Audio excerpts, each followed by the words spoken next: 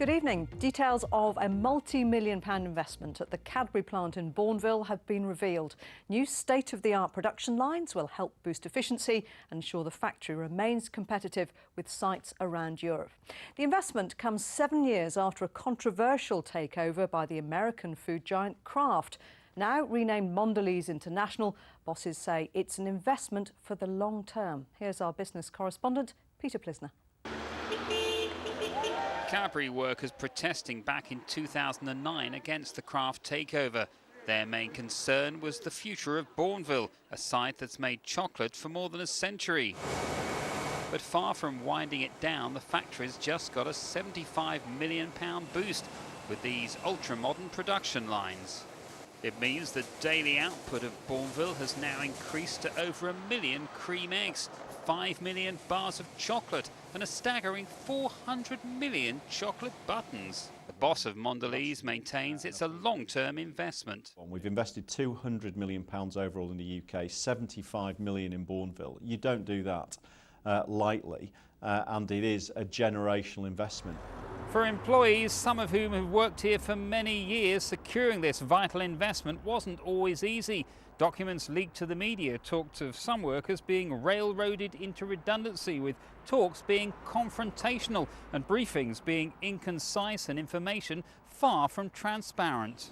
Almost 240 people have left Bourneville as a result of the new production lines. Unions say it's been a tough process, but good for the factory. Now that we're increasing our efficiencies, it makes us more competitive. So when we get new models or new derivatives of different chocolates that come out, then we'll be up there within the pecking order to try and gain some of that work for the UK. The changes have also left some buildings at Bourneville empty, and according to Mondelez, that could mean additional space for its highly popular chocolate attraction, Cadbury World.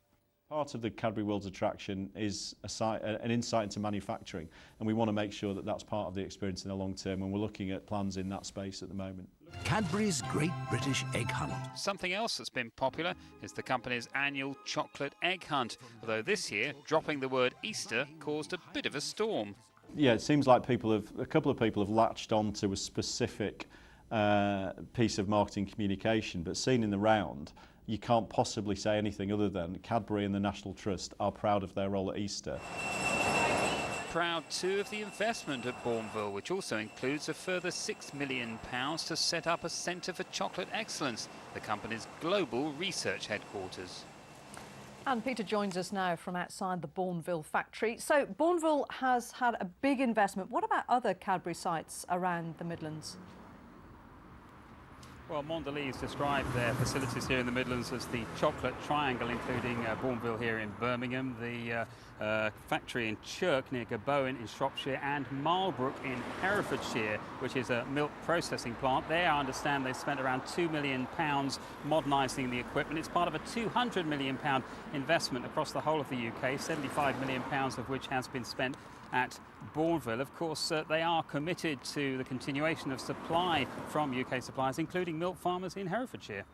And what about production of dairy milk bar, Peter? Some of it's made in Poland. Will it all be coming back to the Midlands? Yes, well, this bar here is made here at Bourneville.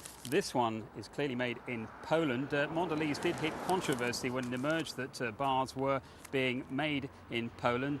They say it was a temporary measure while they're installing the equipment here at Bourneville, and in discussions I've had with Mondelez over the last few days, they say that a lot of the dairy milk production will be coming back to Bourneville.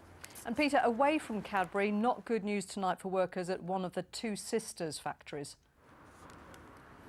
No, they've announced that they're consulting workers on the proposals to cease production of a poultry processing site in Smethwick, employing 630 people. They say the equipment is ageing and they have significant challenges meeting standards required by both customers and themselves. They say it's a decision they've not taken lightly. They fully understand the impact should the proposal go ahead. They're offering 200 workers jobs in other sites across the West Midlands and other deployment opportunities. They say all possible options are being explored before a final decision is made. Peter Plisner, thank you for that. The Trust